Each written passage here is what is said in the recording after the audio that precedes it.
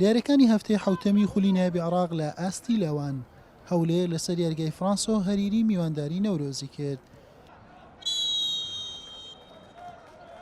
هەردووتی باستێکی لێک و نزیک دەردەکەوتن.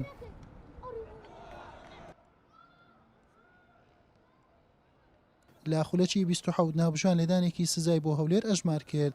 محەممەد سەلام جێبەجێ کرد و هەڵدێر سامانی گۆڵپارێز تۆپەکەی جێڕایەوە. لا خولەکی 32 ئەمین نەبی بربەستی یەکسانی شکاند و لاوانی هەولێری بە گۆڵی یەکەم پێشخست.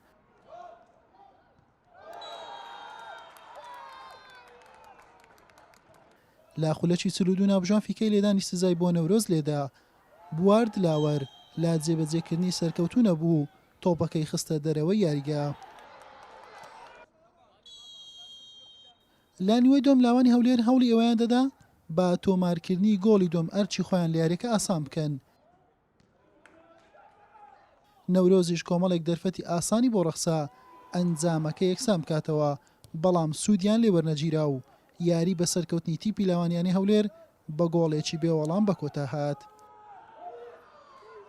وەک خۆتان دەزانێمە لەو یاریگا شکستێکی گەورە بووە میوانمان لە یاریەکەی شڕتە کاریگەری دەرونی لەسەر یاریزانەکان هەبوو هەرچەندە لە شاری بەغدا لە نەفتمان بردەوە، بەڵام لەم یاریگایە تۆزە یاریەکە یعنی خصوصیەتی خۆی هەبوو، بەڵام ئەلحەمدوللا سوپاس بۆ خوای گەورە توانیمان بینە پلەی دووەم هەم سەرکەوتنە بۆ ئێمە هەنگاوێکی باشە بۆ قۆناغەکانی داهاتوو ئینشاءڵڵا لە سەرەتا چەند خاڵ کۆ بکەینەوە ئەوەندا ئەرکمان ئاسانتر دەبێت.